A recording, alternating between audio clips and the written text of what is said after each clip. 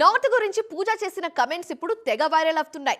తనలోని పర్ఫార్మర్ ని ఇంకా నార్త్ గుర్తించలేదని జస్ట్ గ్లామర్ డాల్ గా చూడడానికి ఇష్టపడుతుందన్నారు పూజ. సౌత్ నుంచి నార్త్ లో అడుగుపెట్టిన హీరోయిన్ల విషయంలోనూ ఇలాగే జరిగిందా? గ్లామర్ డాల్ ట్యాగ్ అక్కడ ఉపయోగపడిందా? చూసేద్దాం పదండి.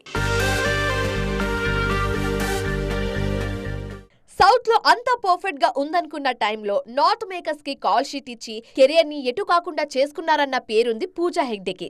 తన డిసిజన్స్ గురించి ఎప్పుడు నోరు విప్పని ఈ లేడీ ఇప్పుడు నార్త్ గురించి మాట్లాడారు.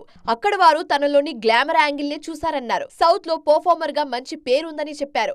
రెట్రోలో తాను పర్ఫార్మ్ చేయగలనని నమ్మిన మేకర్స్ కి థ్యాంక్స్ చెప్పారు పూజ.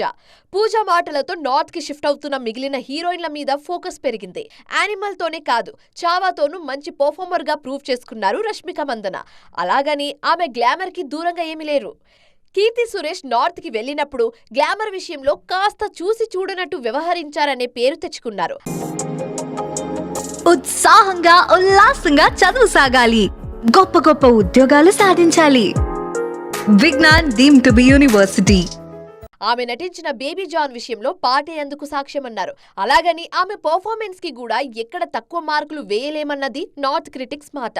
నయన్తార విషయంలోనూ అదే జరిగింది. జవాన్ లో 9 తో గ్లామర్ షో చేయించలేదు డైరెక్టర్. స్ట్రాంగ్ లేడీగానే పోర్ట్రేట్ చేశారు. సో ఆల్రెడీ ఉన్న ఇమేజ్ కి కాసింత బాలీవుడ్ ఫ్లేవర్ కలిపే పాత్రలు రాసుకుంటున్నారు మేకర్స్. అంతెందుకు, బాలీవుడ్ లో సీతమ్మగా మన సాయి పల్లవినే తీసుకున్నారు కదా అని అంటున్నారు క్రిటిక్స్. మిగిలిన వారికి వర్కౌట్ అయిన విషయం పూజకి కాలేదంటే కెరీర్ బిగినింగ్ లో ఆమెకు బాలీవుడ్ లో ఉన్న ఇమేజ్ మెయిన్ రీజన్ అయి ఉండొచ్చనే టాక్ స్ప్రెడ్ అవుతుంది.